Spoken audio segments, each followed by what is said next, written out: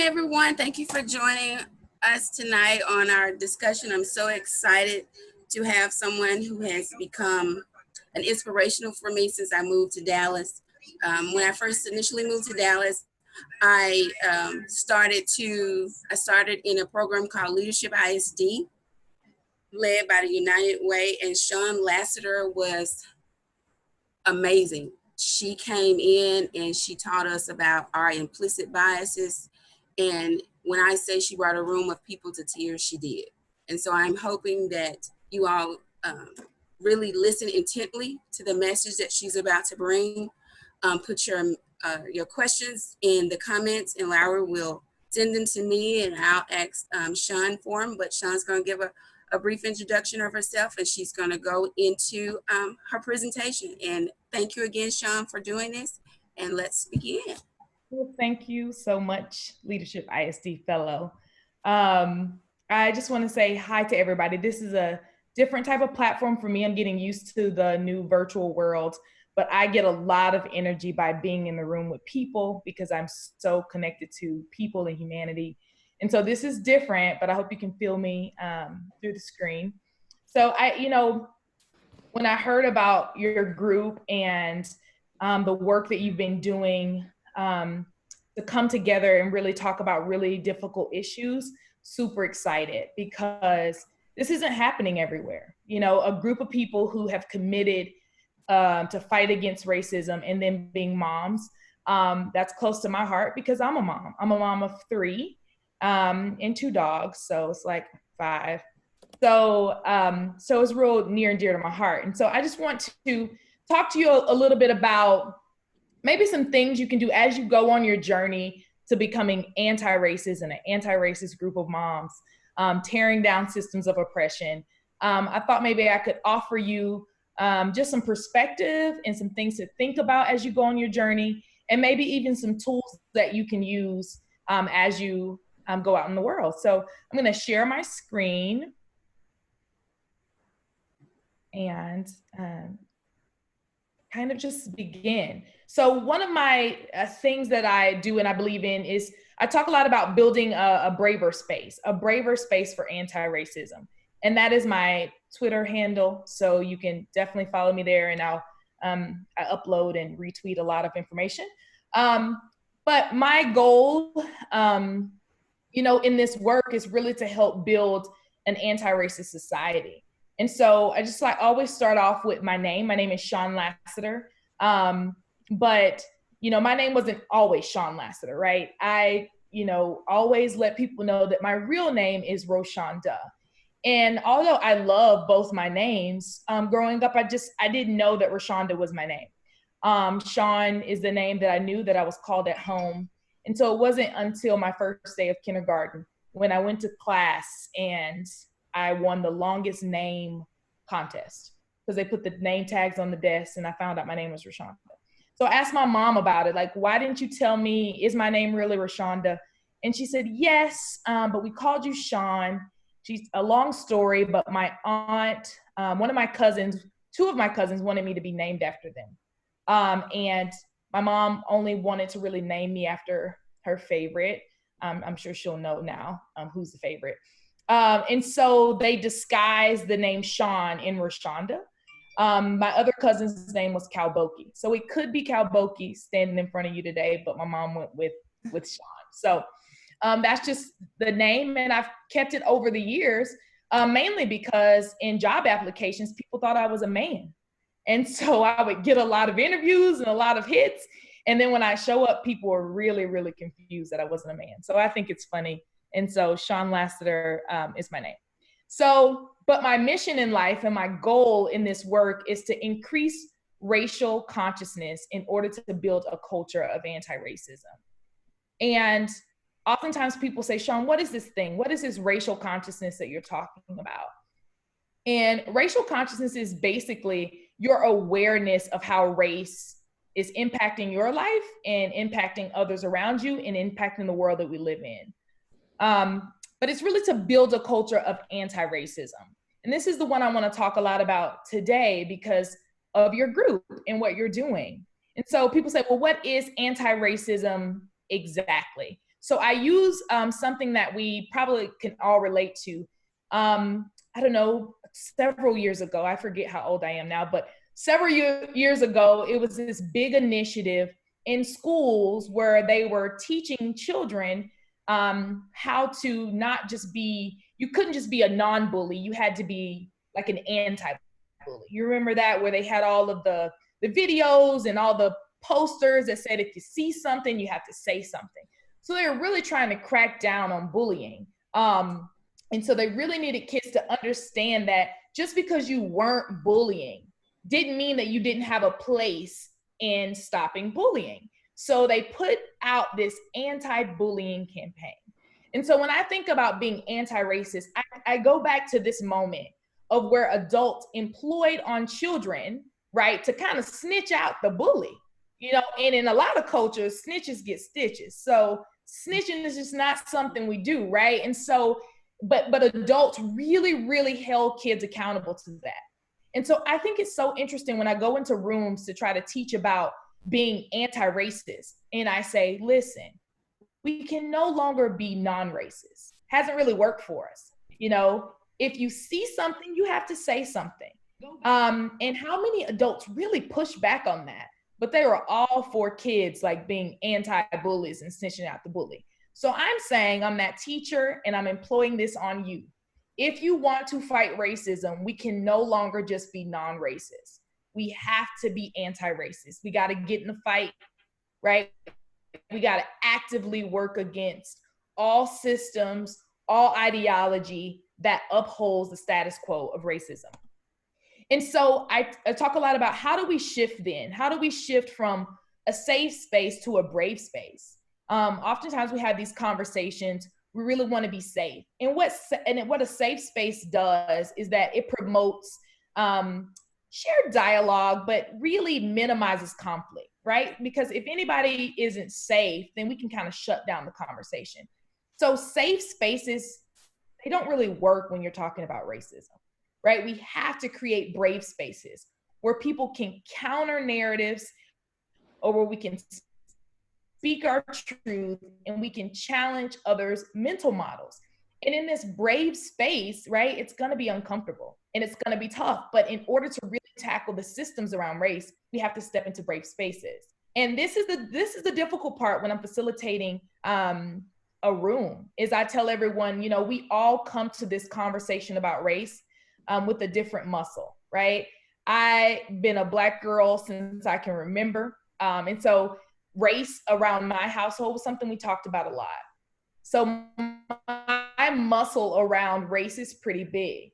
But there are some people who are just really coming into understanding that they are a racial being. Sure. And so their muscle around race is pretty fragile.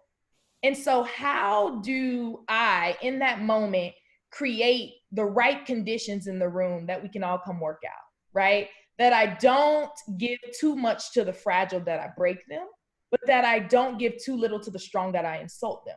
So that's one of the things that I do in this work, is to really cultivate what I call a braver space, a space that we are going to come together. We're going to come from different perspectives and we're going to keep race on the table. And we are going to talk about it, and we are going to really look at issues specifically around race. All the other isms that we talk about that are much easier to talk about than race. So if you just think about it, it's easy to talk about sexism, right? It's easy to talk about other isms, but race is the one that's really difficult. And so, and this is the one that we haven't, you know, traditionally been socially constructed to talk about, right? Since when you were little and you were in the store, and you may have said, or you may have said this to your children. They say, oh, mom, look at that Black lady, or look at that white lady. The first thing we do is, shh, don't say that, right? So at a young age, you learn that identifying race is not the best thing to do, or you don't know why, but you just know that that's not something you say in polite company. So because of that, we have not really developed the skills of really just naming race and talking about it. So even as adults, we really have a fragile muscle around this as a community. And so creating a braver space is what I do. And so when we think about education, which I know this group is highly committed to, we ask the questions like, what is equity anyway? Like, what is this thing of equity? And you may have seen this before, where they talk about resources and things for children, right? If we just focus on equality, right, and we give every kid the same resources, it doesn't mean it's going to meet every kid's need, right? So you see the kid who can't even see over the fence, one who can barely see, and then the one who has no trouble. But if we think about equity, that means that we give students, we give school systems, we give schools the right resources for their need in order for them to enjoy society and what we need in order to be a productive nation. And so this is that type of model that really just shows you the difference between, we can't really just talk about equality, we really have to talk about equity, because we have been a part of a system that has not allowed everyone, right, to start the race at the same time. And so, but when we think about racial equity, because that's different. So equity can kind of apply to like gender, right? So if you want equity in gender, girls aren't getting STEM. And so we want to correct some of the programs to fit girls specifically, or our SPED students, you know, giving them the proper resources. But racial equity is taking all of those subcategories and then disaggregating those subcategories by race. So if we say our SPED students aren't getting the right resources, and then we disaggregate that by race, what we find is that the darkest students are doing the worst, right? If we say that students of language are not getting the right resources, if we take all the students who are bilingual in our schools and we disaggregate it by race, then the darkest students are getting the least amount of resources. If we look at the discipline issue, right, and we take all the students who are being suspended, well, what we see is that if we disaggregate it by race, the darkest students are being disproportionately suspended and punished. So it's taking all of those issues that we talk about equity and then disaggregating it by race, and what you'll see overwhelmingly, no matter where you are all in the nation, is that the students of the darkest skin are usually doing the worst. So this is more of like what I consider racial equity. Like, right, the reality is that some kids start the race or start watching the game from a hole, right? So everybody's not on the same even land. And then some students get so many resources, they don't even really need them, right? And so then how do we begin to look at justice in a way that acknowledges the current reality that some students walk into kindergarten with too many boxes to carry, while others walk into kindergarten right beneath the ground on what they need to be to be prepared. And so that's just another image when I think of racial equity. And so this is my favorite tool, and a lot of people who know what I do, they love this tool. Yes. This is the compass. This is one of the tools that I introduce first. This is a navigation tool to help us to engage in conversations that could be pretty difficult, like race. Now, this compass was, it's originally from Courageous Conversations About Race, but their compass just looks like 4 quadrants and it has the words in it. But because I'm a visual learner and I know some other people are too, I kind of subbed in the words for pictures. And so this compass is something you can use for yourself. Again, this compass is not for you to use against people.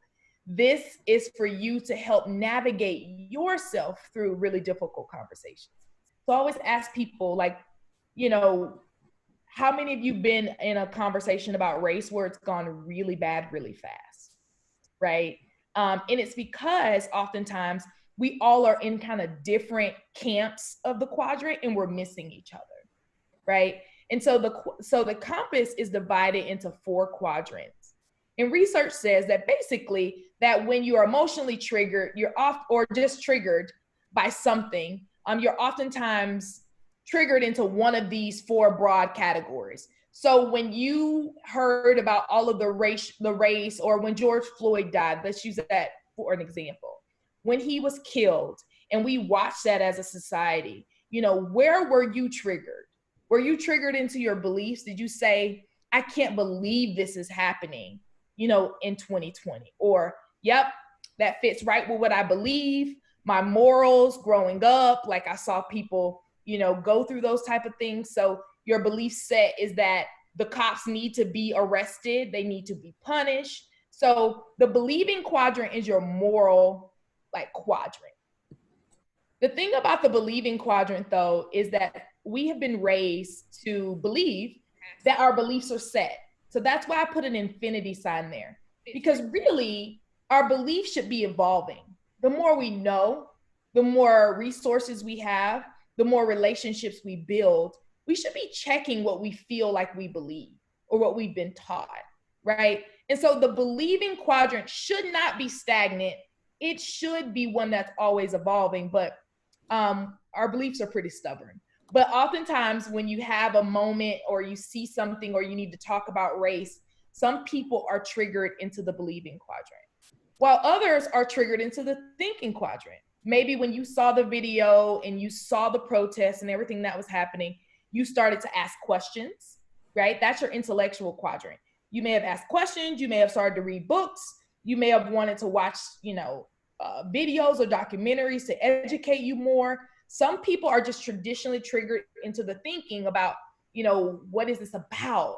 And wanting to see data to solidify what they saw.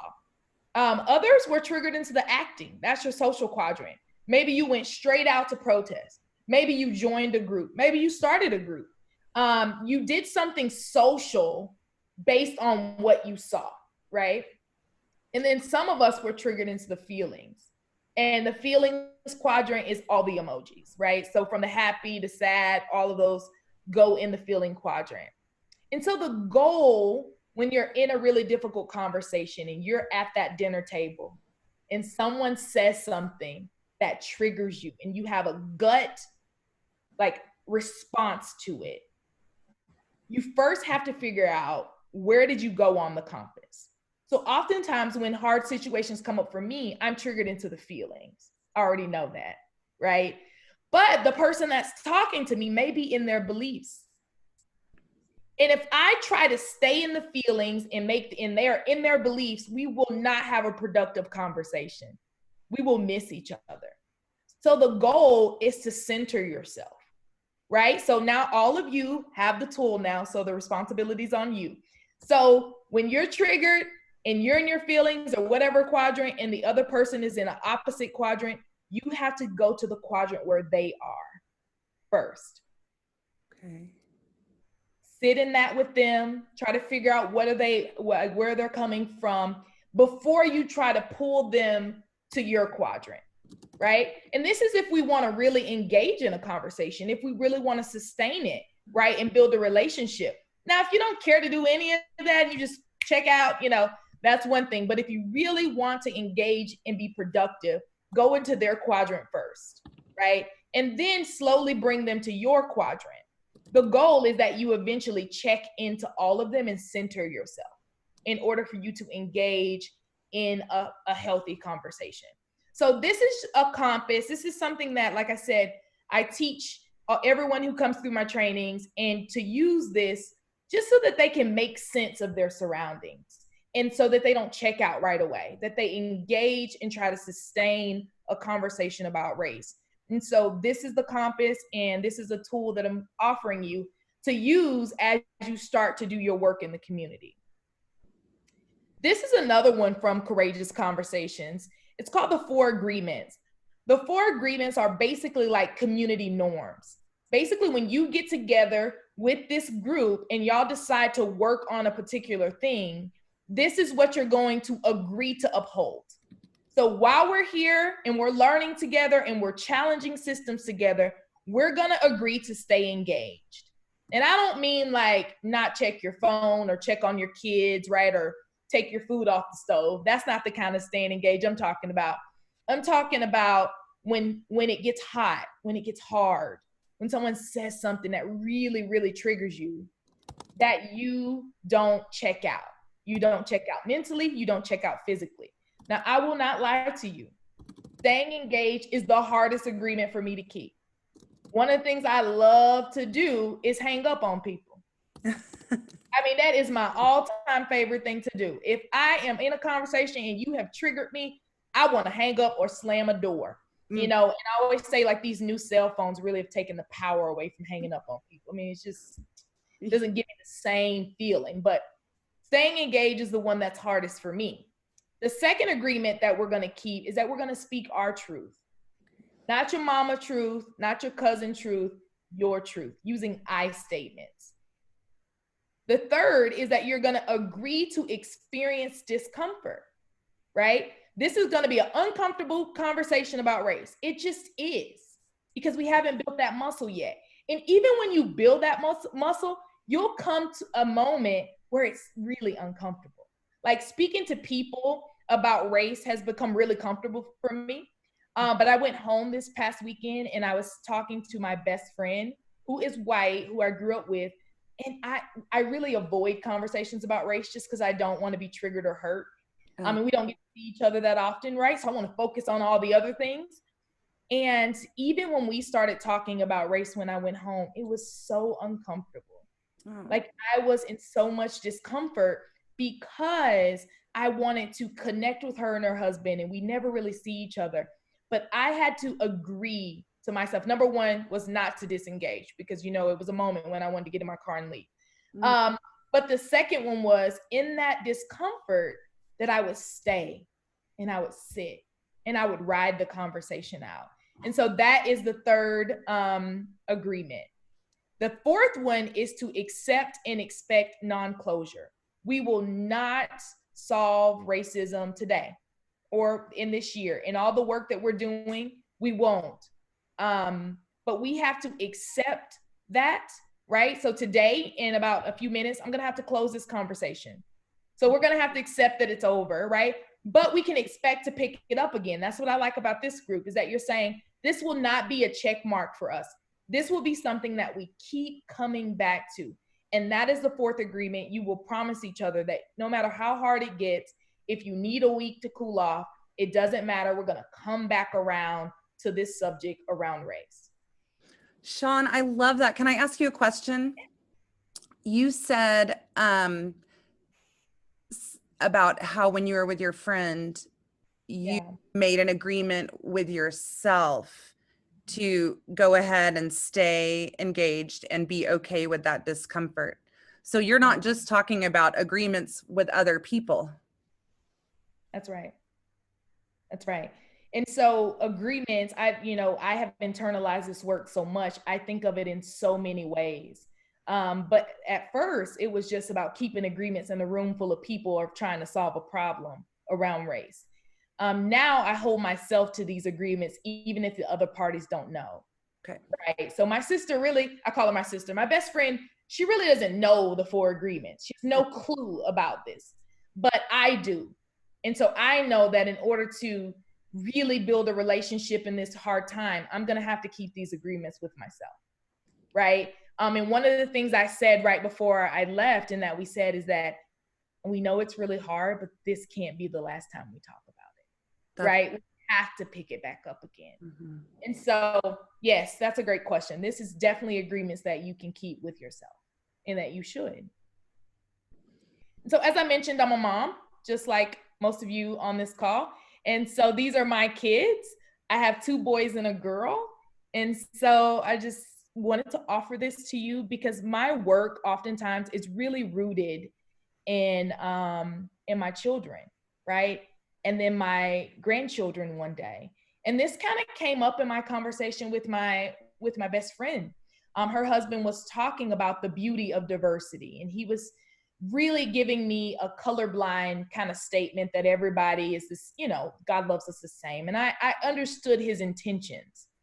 But what I explained to him is that, we really have to focus on impact over intentions. And what he said really impacted me in a way that was hurtful because, he has enough latitude in his white skin to focus on the beauty of diversity and how cool it is that everybody's different.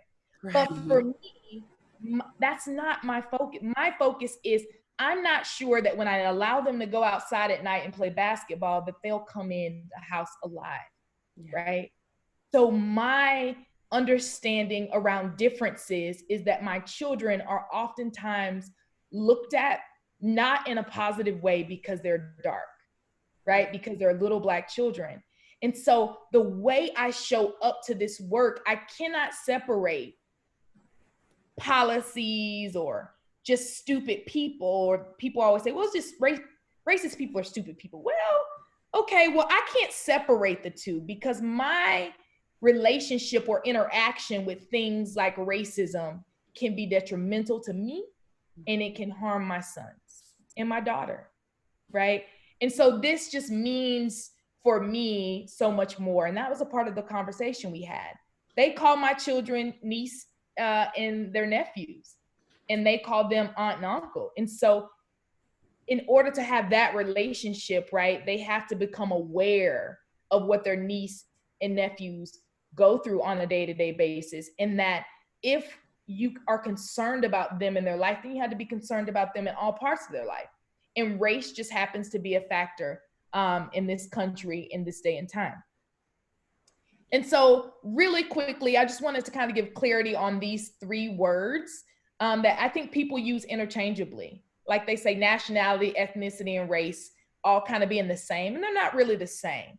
So nationality is like your corner of the world, maybe where your citizenship is, your birth, your passport will show your nationality. Ethnicity is more of like your culture, all of the yummy good stuff that's inside of you that you love and that you want people to know most about you, right? So for me, my nationality, United States citizen, I'm from the United States of America. My ethnicity would be African American. I also have an ethnicity of being a woman, right? That's a culture.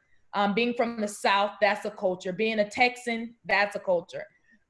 Being a mom, that's a culture. So it's all of those things that make you up. If you've ever done a 23andMe or Ancestry.com thing, all of the things you find out in that, those go into your ethnicity. Race is different.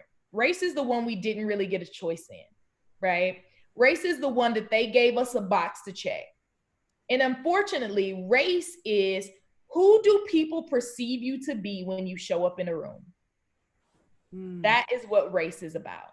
So when you show up, if you were to come in the room, grab something, and somebody said, who was that person? They're going to name you by race if they don't know you, right? They're going to describe you by how you show up in the room. She was a Black woman, white woman, brown woman. They'll find every descriptor, but race is who people perceive you to be, because that's usually what kind of treatment you get based on that, right? And so I have traveled this country, I've traveled outside of this country, and I've been mistaken for a lot of things. I've been mistaken for, or just, claim to be, some people think I'm Cuban or Haitian. People have thought that I was Hispanic or Latinx, mixed, a lot of things, but I've never been mistaken for white. So what that tells me, that there's a very distinct line between what is perceived to be white and what is perceived to be a person of color, right? And oftentimes that binary is what we're working in and fighting in this whole conversation about race, right? When you show up white, how are you treated? What are you allowed to do or not allowed to? I mean, the fact that you can walk around and not know race is an issue is the privilege, right? And so how do you show up in a room is your race. And so for me, I'm Black. Some people will say African American, white. I just want to share with you this. Caucasian is not a race for white people in the United States. That was a lie, right? There were fake scientists, pseudoscientists who did this fake study about people. Anyway, Caucasian people are actually people from the Caucasus Mountains, and they're brown people. But white people in the United States subscribe to that for a lot of reasons, to give them the privilege based on that science. And so you can look that up. But Caucasian is not a real race for white people in the United States. And so the classifier for me in the race category is white, for people who are white, who show up white. Yeah. And I wanted to ask you too, I've been told, is this accurate? You're talking about race it's an okay descriptor, so that I could say, yes, Shawn Shawn is the Black woman over there, and that would be okay for me to say, would you please take this over to my friend Shawn? She's the Black woman by the door. Yeah. And so this is what I'm talking about. Because we have not been socialized to identify each other by race in public, we do it behind the scenes all day. But in public, we have learned that race is a bad thing, because oftentimes when race comes up, it is attached to a negative thing, right? And so people, I think depending on where you are in the United States, how comfortable people are by identifying people by race. But my goal is to tear down that barrier and to teach people how to identify people by their race. Because see, it's not that I don't want you to see me as a Black woman. I just don't want you to put the negative meanings on me being a Black woman. It's not the identifier. It's what you attach to the race is what I want you to dismantle and let go, right? And I think that's what people are trying to say and not really knowing how to say it. And so it's like, why are you calling me Black? What is that about? Is it attached to something good or bad, right?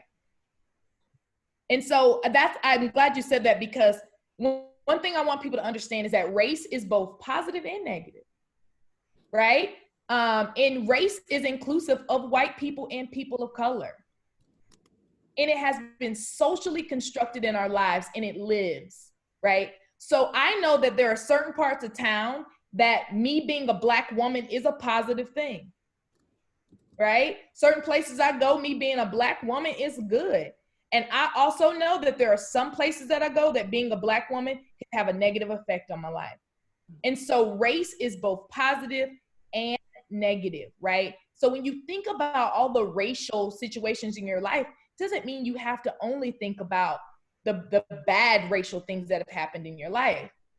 However, negative people of color have experienced a lot of negativity solely based on the fact that they're Black, right? And so there's a lot of hurt there, and there's a lot of frustration in that. And so when we talk about, just really doing our work internally to heal some of the racial wounds, that's one of the things I really believe in, because I want people of color to one day act and liberate their communities by them being liberated, right? And not being oppressed. And that comes with both us tearing down these systems and us doing our own internal work so that we can get rid of any of that anti-Blackness that we have been taught to have in society.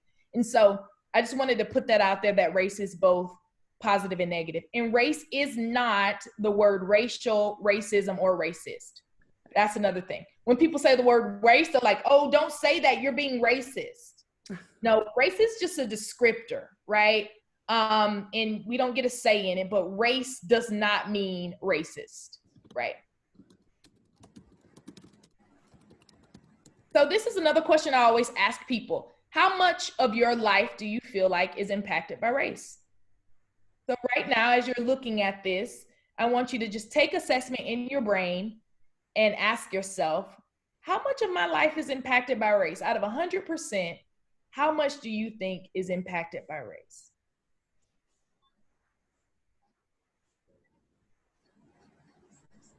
And then what I will offer you is that race impacts your life 100% of the time. Your racial consciousness is the number you just subscribe to it. So race is always at play, right? The issue is, how often do you see it?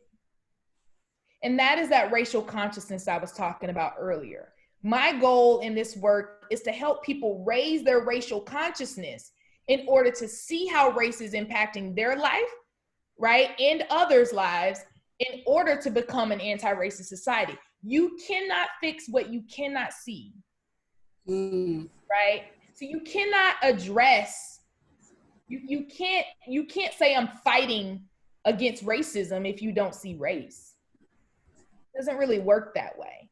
And I know that when people go on this journey, it's really difficult because they start to be paranoid.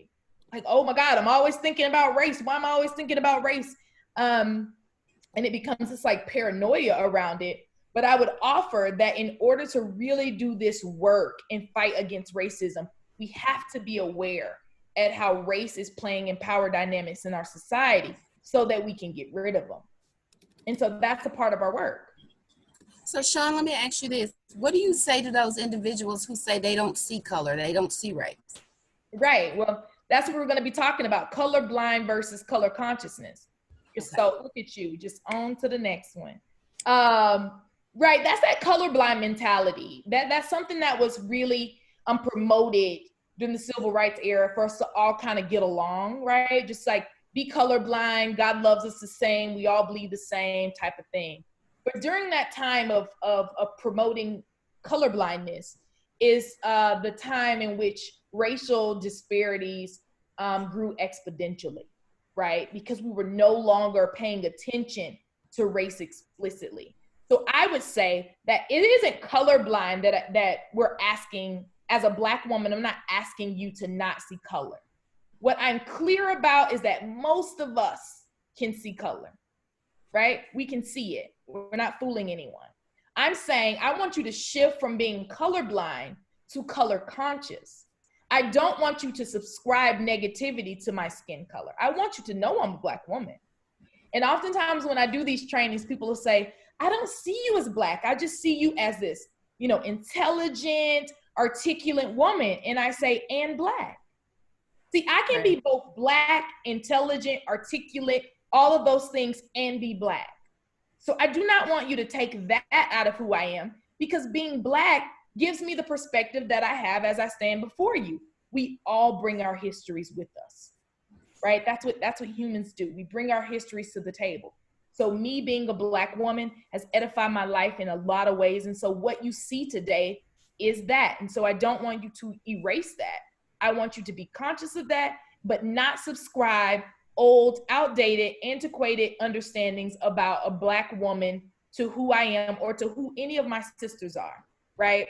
And so that transition of being colorblind to color consciousness is the work of people. This can be in both people of color and white people. This colorblind aspect is not isolated and reserved for white people.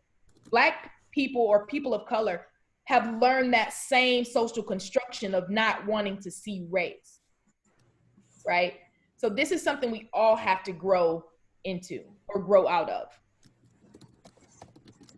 And so I won't share the ISD, but this is just for you thinkers out there who goes to the thinking quadrant.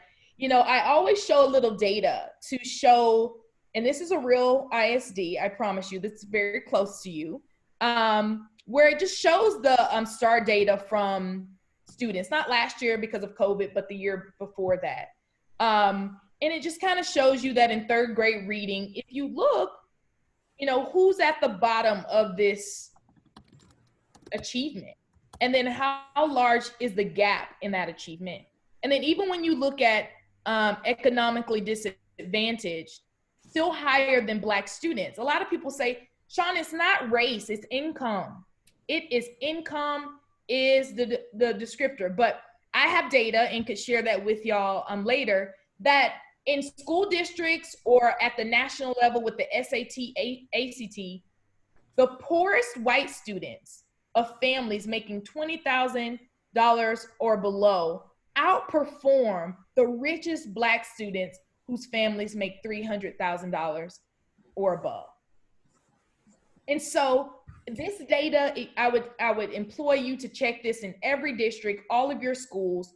Look at your richest Black students, your most affluent Black students, or whoever's the darkest in that district, and then your wealthiest or your poorest white students. And what you'll see is that it is race that shows the disparity rather than income.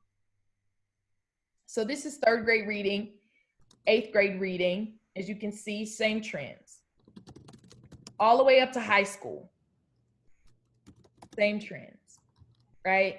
And so just looking at that in all of your data, you'll see that Black students tend to be at the bottom of all of them.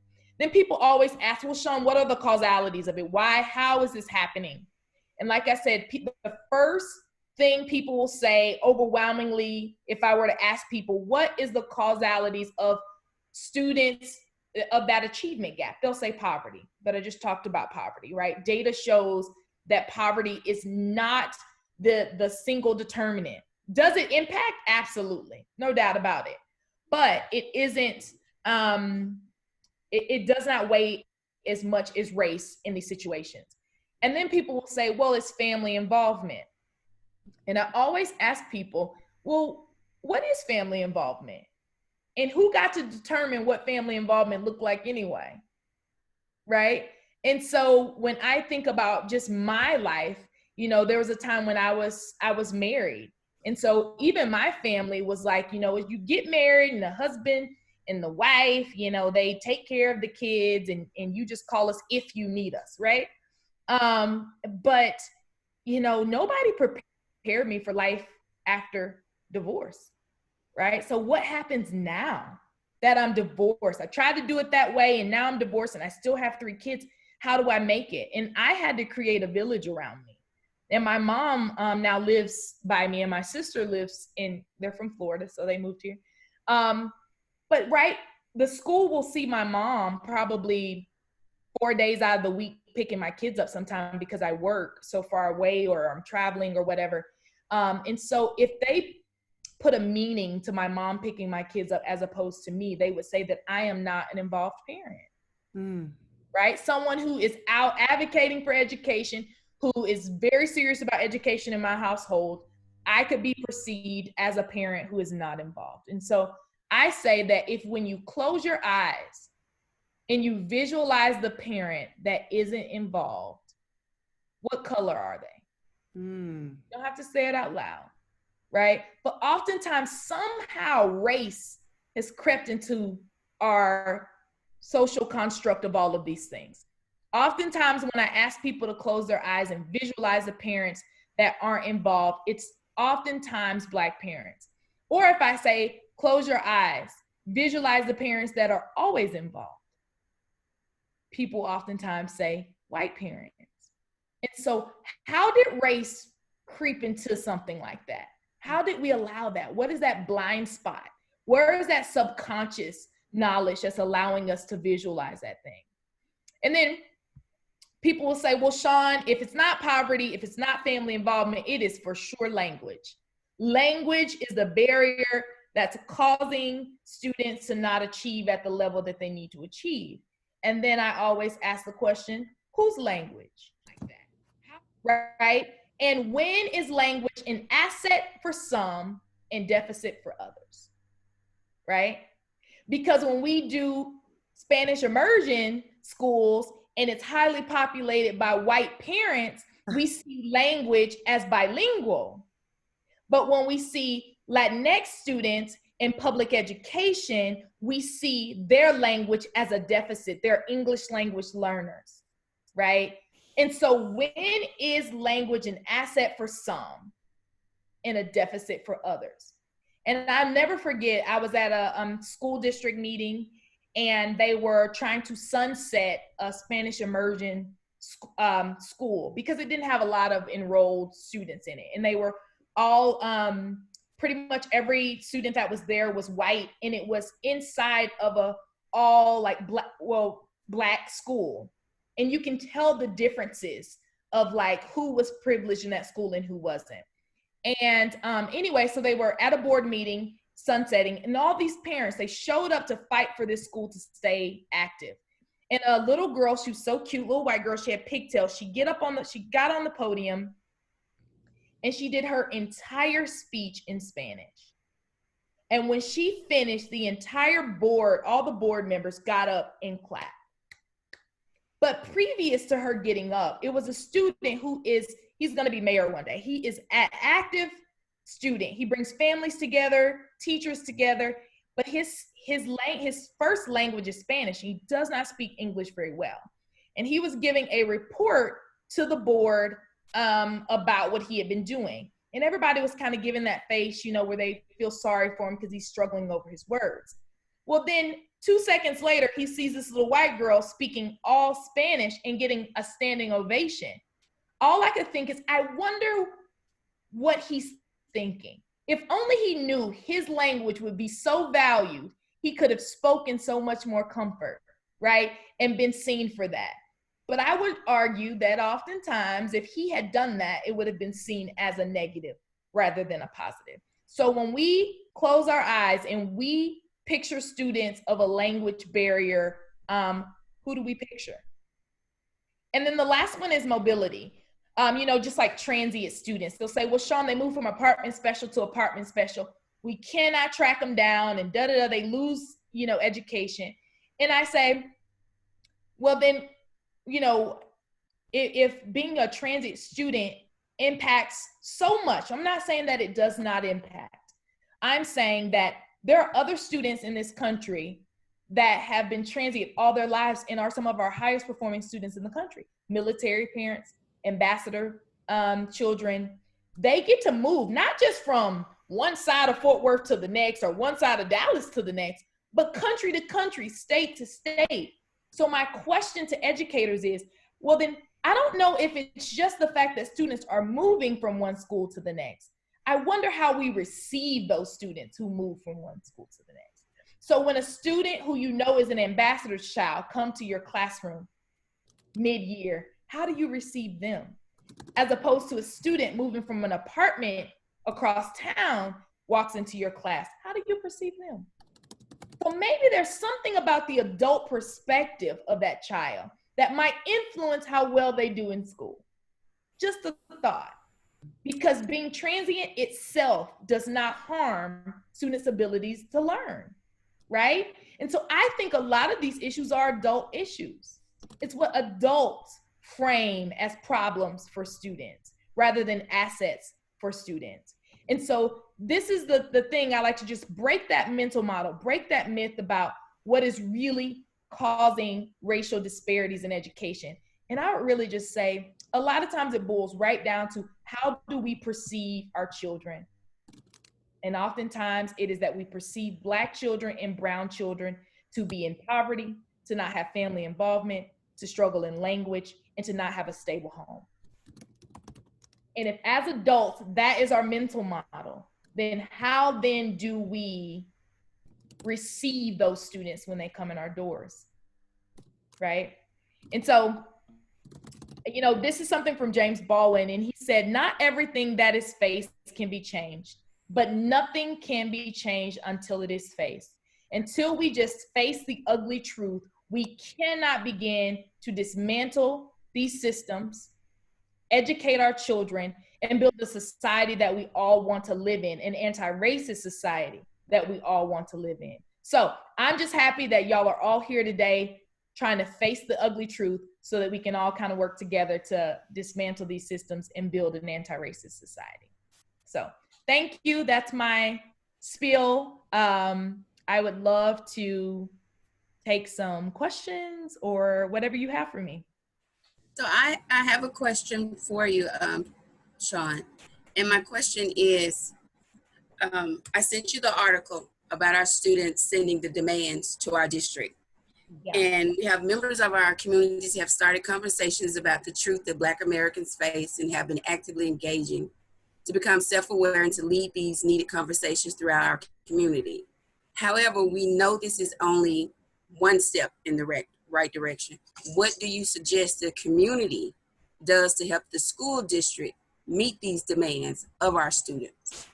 Yeah, I think there's a couple things. One, I think as adults, we have to hold elected officials accountable to really making sure that they hear our children, that this generation is valued, right? And that they have a say at the table to how they want to learn, how they want to be respected. So as a community, we as the adults have the voting power, right? And the speaking power to put covering around our children and say that we will make sure that elected officials honor your demands and bring you to the table. I think on the other side of that, as moms, what we can do is begin to, if your children are not going to schools that are public schools, that are populated by mostly Black and brown students, and they go to another school, one power we have as moms is to make sure that we create conditions so kids can collaborate together, so that kids all over our community work together to dismantle systems, even in other school districts. that are not in maybe their school district is fine and maybe they feel great in their education, but they see students across at another school district, struggling and not feeling heard, then we have to begin to connect our kids and build their fighting power. Because believe it or not, our kids want to help other kids, get justice. It's in them, right? And so how do we build those bridges for our kids so that they can help each other out to dismantle these systems and join forces, so that other adults can see that kids all over care about those demands rather than just these kids caring about those demands. Okay. With the building the bridges across our communities, I know you did a racial equity summit for your Fort Worth ISD, and it was parents, community stakeholders. I told you, you are my hero, so yes, I know this. But how do we recreate that here in our backyard? Yeah, I think it's just about getting the right people to the table. So at that summit, I was working in Fort Worth ISD, and one thing everybody kept saying was, we're tired of talking to you or one person. We want everybody in the same room at the same time, and we want to speak our truth. And what the community was really saying is that they wanted district members, elected officials, clergy, all in the same room so we can address issues. And so I said, I think I can do that. And that's how the summit was born. We built the summit out, all stakeholders come to the table, and we invited parents, teachers, students, elected officials, district members, churches, universities, and they all came together and they took these classes together. And if you wanted to present, you could. If you were a student and you wanted to present, you could. And everybody took classes together. So it wasn't like students and adults. It was everyone coming together, all races, all genders, generations, all of those things coming together to go through these learning kind of sessions together around race and racism and building a healthier community that way. And so if that's something you want to do, then begin to think about how you can, in this virtual world, we can actually do it right a little bit easier, but and just building that community to get it done. So you let me know if that's something you're interested in. I can help you out. Thank you so much. Larry, do you have a question? I'm on this weird delay. What I wanted to say to something you said reminded me of this, and I agree with Danita. You're awesome. Thank you so much, Shawn. We're doing a lot of learning here together. We're reading books, we're learning terms, we're watching videos and listening to speakers. But something that Ta-Nehisi Coates said that just got me in the gut and heart echoes what you said, that in the end, racism is a visceral experience, that it dislodges brains, blocks airways, rips muscle, extracts organs, cracks bones, breaks skulls. And you must never look away from this. You must always remember that the sociology, the history, the economics, all this intellectual stuff we're talking about, the charts, all land with great violence upon the body. And so that to me is what brought us here, was that we had this awakening of seeing the body broken in front of us, and we cannot withstand it anymore. So while there are moments that we're feeding our brain in that compass and we're enjoying talking together about it, it all comes back to keeping our Black and brown brothers alive and safe. And so we can enjoy these conversations, but to me, that is the end goal. And when we change minds and hearts within our homes and in the schools, I have to believe and hope that in the end, it's going to save lives. Yeah. And I just want to bring, you hit it. I mean, that's really what it is. It is a personal experience of a group of people. And I just want to raise that, oftentimes Black women are left out of the conversation of being brutalized in this country. and that's strategic as well, right? If we saw videos and saw as much criminal mischief or just brutality against women, I think it would crack the country open as well, right? And so us watching Black men be brutalized in the street has become such a norm that it does not, people have allowed it to go too long. And so sometimes that the narrative of Black women get left out of the conversation, and for a lot of different reasons. And so I wanted to raise that because I don't want us to miss that either, even if it's harder to stomach. Even if it's harder for us to watch women die or to know that women have been killed, we have to acknowledge that as well. And so, I thank you for bringing that up. And we have to keep connected. And I'm telling you, the main way to do that is to keep close relationship with people. Be connected with humanity. Because you're right, books will get put down, this intellectual space. And adults, we love to live in the thinking and acting. We have been rewarded for thinking and acting. So that's where we live, right? We're not rewarded for believing and feeling. When is the last time you went to work and they were like, we're going to promote you because you did that feeling thing so good? They're not doing it.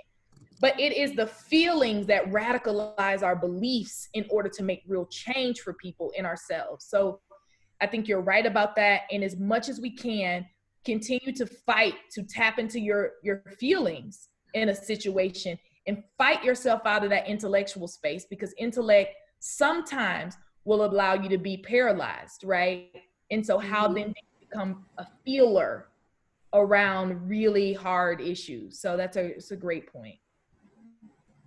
Because at some point you have to walk through the entire compass. Yeah. To get a better understanding of what's happening. That's right. There you go. Right. It's about checking into every quadrant, right? It's about getting unstuck and not being afraid to dance your little self over to the feelings, because staying in the thinking and acting feels real good. Right. But feelings causes us to find a lot of discomfort. And that is the one we struggle with, because if we're uncomfortable, we've been taught to seek comfort. Right. Yeah. And so that's a great point. You got to check into all the quadrants. And I think a lot of people are uncomfortable when they get to that thinking quadrant. Yeah. That feeling quadrant, because that feeling quadrant starts to touch at home. Yeah. Yeah. And so home becomes disruptive. But for you and I, home has always been disruptive because we've always had these conversations. Yeah. And truthfully, and particularly for white people, when you go into when they go into the feelings, there's a lot of guilt and shame there. And right. And so if you ever look up information about racial identity development, white people in their journey to anti-racism will pass this stage, like the third stage of guilt and shame. And because guilt and shame can be so debilitating, white people in particular will retreat because guilt and shame is so tough. So my thing when I'm talking to white people in particular is the one question they always ask me is, how do I get out of guilt and shame? I'm here and it sucks and it hurts. And I didn't do it personally, but I know it was done. And so it's this real guilt and shame. And what I would say is that those are the emotions you have to deal with, right? That is when you become to try to educate yourself out of guilt and shame. When you have to set the guilt and shame aside to then see the thinking part of that quadrant, right? So if your feelings are focused around guilt and shame, then know that it's a stumbling block, and it can be a barrier to you becoming very much so anti-racist. Now, will I lie to you that once you become anti-racist, will you not have a day where you tumble back down to guilt and shame? Absolutely, right? It's not a linear process. It is this moment of like going up and coming down. And so, but for white people in particular, guilt and shame is that emotion that really holds them back. For people of color, the emotion and the feeling that holds them back is anger. Yeah. Disagreement, right? So anger really makes you want to retreat, only want to be around people who look like you, who understand what you're going through. And then you cannot get to the point of being anti-racist where you can work with a multicultural group because you're so angry. And so I wouldn't lie to you and say that, I mean, I've been doing this work for a while, so I try to live in the anti-racist space. But when George Floyd was killed and all that happened, I tumbled down to anger. Yeah. didn't want to be around anybody. I wanted to only be around people who understood, and I only particularly wanted to be around particularly Black people, because I felt that more comfort there, right? So that's why I wanted to retreat, because the pain, the anger was so much to bear. And so just knowing that journey, right, and the feelings that you get in that feeling quadrant, and knowing which ones are good, or should I say which ones could be a barrier to you returning back to anti-racism. Yeah. Right.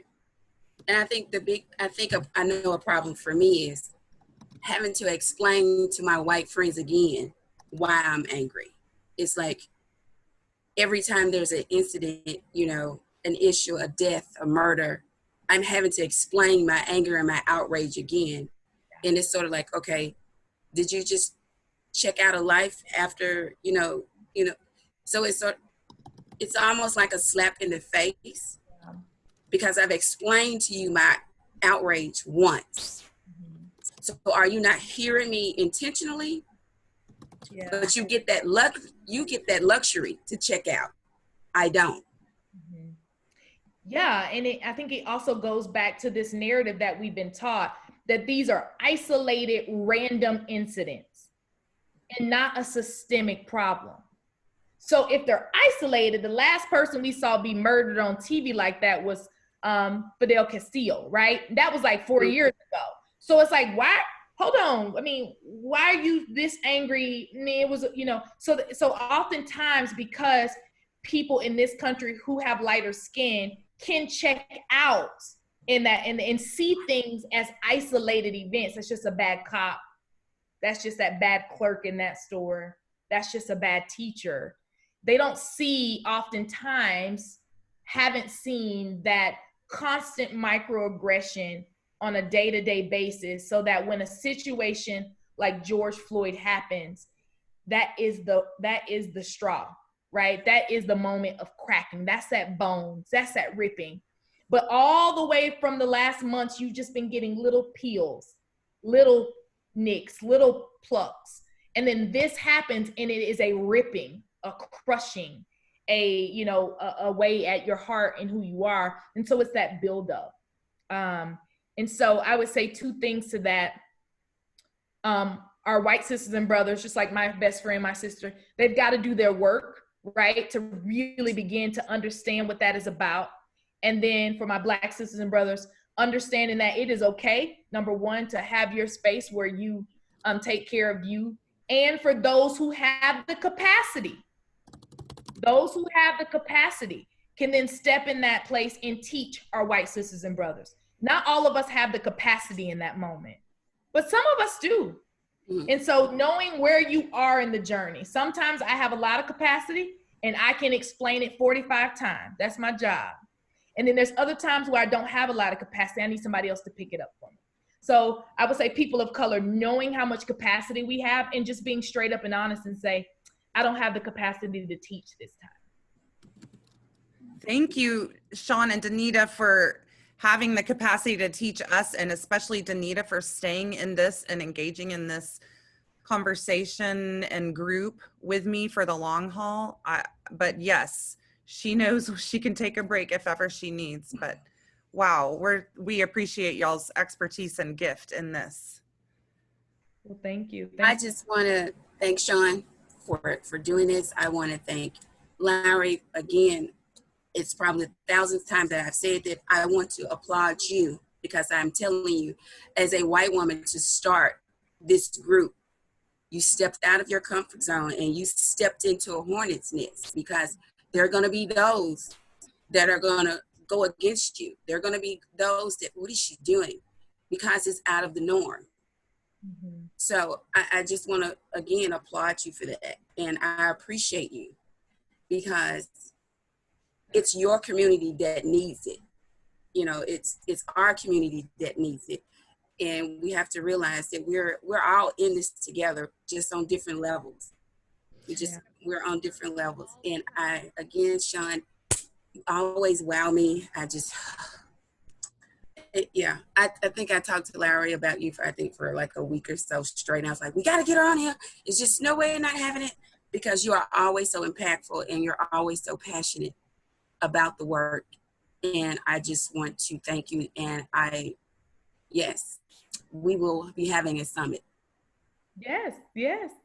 Well, thank you. And I applaud your group, and I applaud the courage of both of you, and just really tackling an issue that needs to be tackled, and deciding no matter the risk, that you're gonna keep coming back to it. So I really commend that, and I love that the both of you are being braver in this moment. So awesome. Thank you for helping us be brave, Shawn. We're all becoming better humans, learning how to treat other humans better. Right? Exactly. In our braver space. That's right. Have a good night. Thank Thank you. you. Thank you, everybody, for watching. Keep commenting and posting. You're awesome. Yes, and they can send me any comments or questions through my Twitter. So Okay, Okay. handle. all right. Okay. Got you.